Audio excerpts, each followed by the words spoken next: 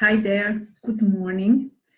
I didn't sleep too much last night, but surprisingly enough, I have the energy to record this. So maybe the stickiness and hugginess of the channel of community made it for me. So we are going to have another sticky week of community, of the channel of community. The cross of planning is here again in the 37 variation, the gate of the family, the gate of friendship.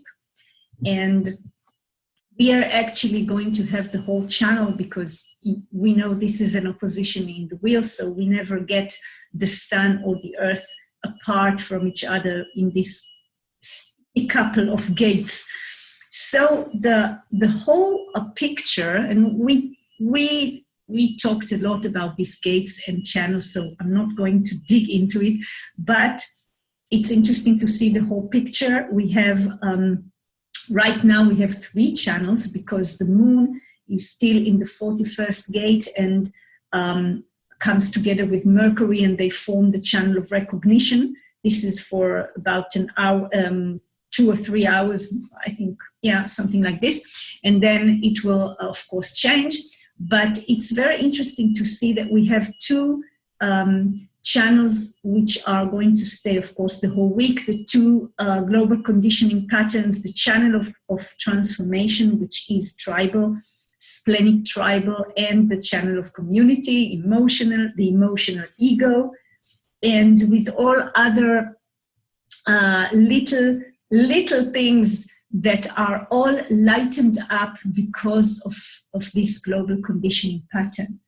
So because of these sticky nodes we have, so I'm just going to look at the sexual aspect of the channel of community, which is the gate of aloneness. Yes, the 40th gate, the gate of denial combines with the gate of friendship, a design of cuddling, and the gate of the mouth, of the kissing. So this is a lot about touch. We know that the channel of community belongs to the stream of touch, yes, the stream of sensitivity from the 19th up to the 40. It's all about touch, tribal touch, not speaking, but touching.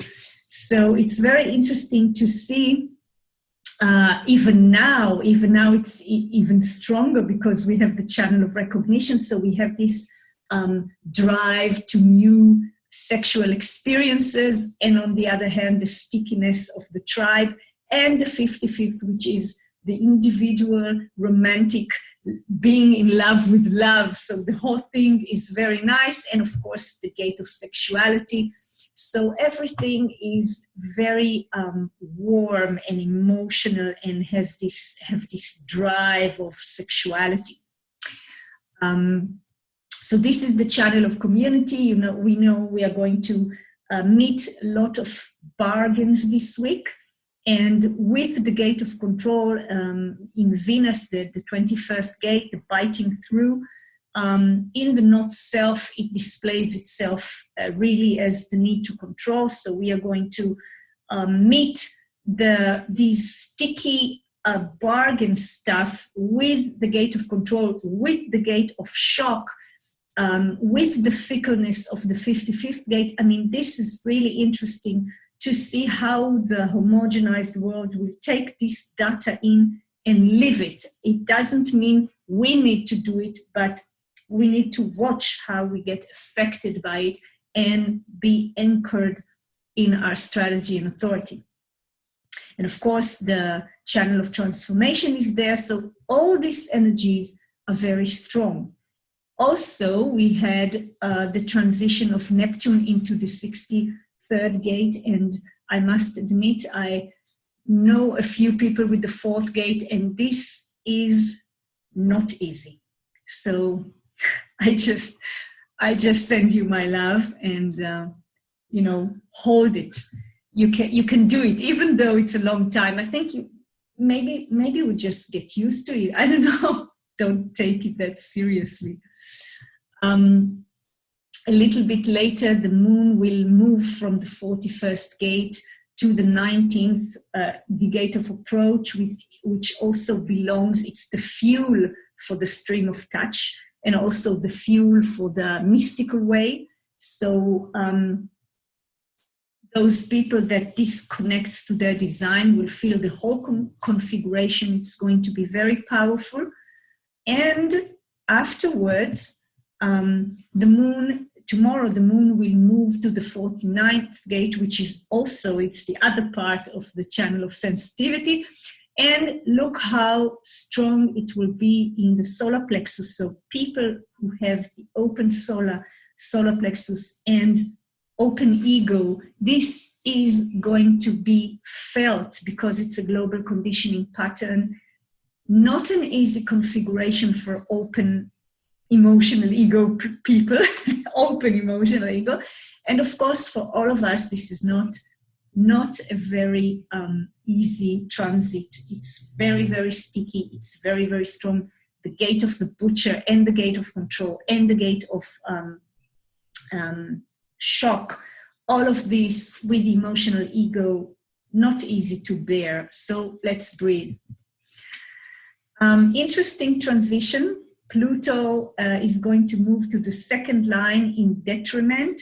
This is the line of restraint, and the detriment says the frustration with controls or being controlled. Now, this is very interesting because of the fuel, the very, very unusual fuel for transformation that Pluto in the fourth line of the Marrying Maiden provides. These two gates meet in this harmony, and it's interesting to have all this very, very strong, pure fuel for transformation and meet restraint. This is not easy. It wasn't easy with a lack of continuity, but now it's even weirder. So I don't know how we're going to feel this. I'm in compromise to this channel, and it's very, very strong for me. It does amazing things for me, but not in an easy way. So I'm asking myself, how am I going to feel this restraint in detriment? Wow. And on the other side, of course, all this emotional bargain with all this strong emotionality. I don't know, for open emotional people, it can be very challenging. In 26, we're going to have, it's actually in my time, it's going to be in the 27th, but the channel of community is going to enter the fourth line, and we are going to have a lot of tribal networking because the channel of community itself is going to be in the fourth line, and we know our nodes, which are half tribal, are going to be are still in the fourth line. And the gate of control, the gate of biting through, which is tribal in Venus, and of course Pluto. So all these fourth lines with the channel of community and the channel of transformation, which both of them are tribal. This is a lot about pushing upwards in the ladder, in the tribal ladder, and bargains, and all these opportunities, and also friendly sexuality. All this going to be for like 20 hours. Very interesting.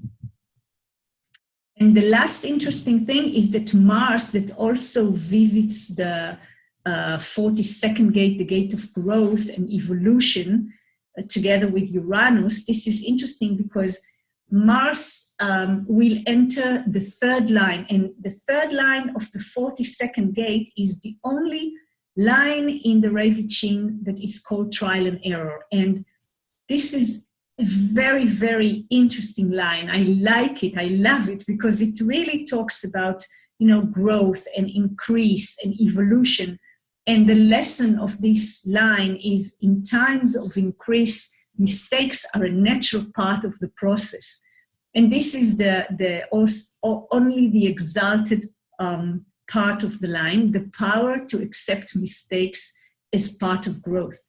And I really resonate with this gate and this line because I have in my nodes the 53rd gate in the third line. So this really resonates with me. And I really feel the trial and error is really mistakes are part of my growth in every step I'm doing, even though I'm a 2-4, a very classic 2-4, but still when I have third line unconscious nodes and the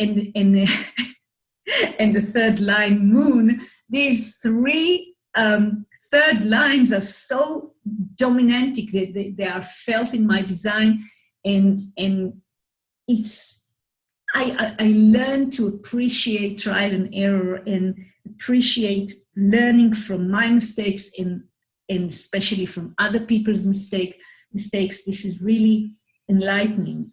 It's interesting that this is Mars, because Mars has its own mutative and immature energy, so we are lucky to have it in exaltment. Oh, so this is the tribal sticky week we are going to have.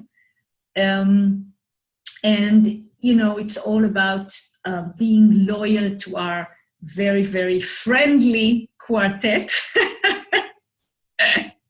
that really keeps us in our strategy. That really, I mean, the more I contemplate on where am I in my process, I realize that the thing about strategy is already in me. I mean, it's gone. I'm not talking about it. I'm not thinking about it. It's just about teaching it to new people. But the strategy is something that is really built in our natural mechanics. So when we succumb, when we surrender to our design, there is no need to think about strategy. The strategy is there. We are the strategy. Our aura is our strategy.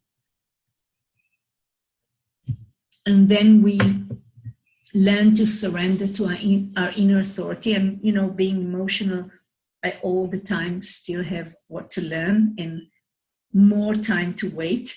But this is amazing because I don't need to decide.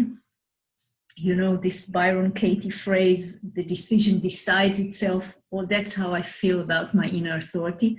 It does the work. And of course, we sleep alone because we want to protect our uniqueness in our deconditioning process. We don't want to mingle in other people's energies while we are unconscious and sleeping and having our special intimate relationship with a program. And of course, we nurture ourselves with the right people, the right entertainment, the right inspiration, and the right food. So, cheers to this. Have a great community week, and see you soon. Bye-bye.